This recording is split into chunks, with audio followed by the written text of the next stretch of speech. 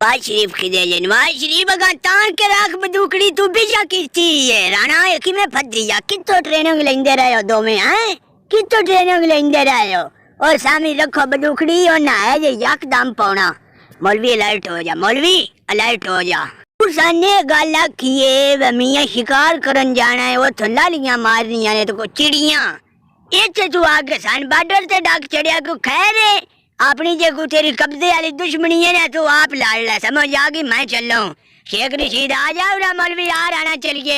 یہ سن تے انج مرا چڑنا ہے اجی زندگی ڈرپوک ہی رہنا ہی نا او کوئی نہ قبضے تے کچھ بھی ہوندا آ دو کلڑیاں ہیں کھان دے نا پٹھان دے سمجھ آ گئی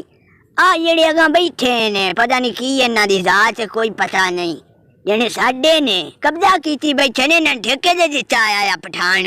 آئی کسے گٹھے گل لا کے جانی ہے ڈر نہ تو لانی ہے گٹھے تے لا شیخ رشید سمجھ آ گئی ساڈا ایتھے ایک تیلا نو رکن دا ٹائم ہو اسی ایک سیکنڈ نہیں ایتھے رکنا سمجھ آ گئی اوتے ساڈا سر ساڑدا سی چلو او دوجی جڑی ہوندی او ٹرینک جہا جندے وچ بندہ بہ جاندا نہ گولی لگدی ہے نہ ٹینشن اسی او لئی آوندے او جو ساڈے گھر کھلوتی ہے کیوں نواز شریف کھلو جائی تو میں بوچ چھڈوں دا بدوکڑی تیرے کولو چلدی نہیں پئی تو ٹینک لے کے آونا ٹرینک کو وال چارج مچا پڑیاں ہوندیاں نہیں تھوڑا بول تے وال لیندی ہوندا نال تے تے نہ ہوندا سیدھی راکھ گا متھے پوندی آ ٹھاں ٹھاں ٹھاں ٹھاں او کام اٹھ گیا جو نہ با دو وائی فیرنگ کیتی آ کام کھچک جانا ہے بالکل ہن پیچھا کوئی بھی نہ ہٹے پاویں او پیچھے دی پے جان نواز شریف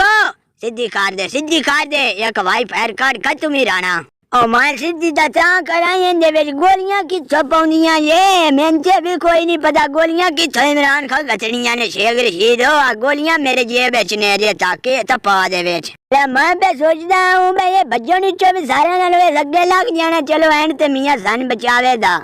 پر ساں بڑا نو بندوق چلانی کوئی نہیں آوندی او ٹروا چلیے ایویں میں تے لیا بیٹھا قبضے تے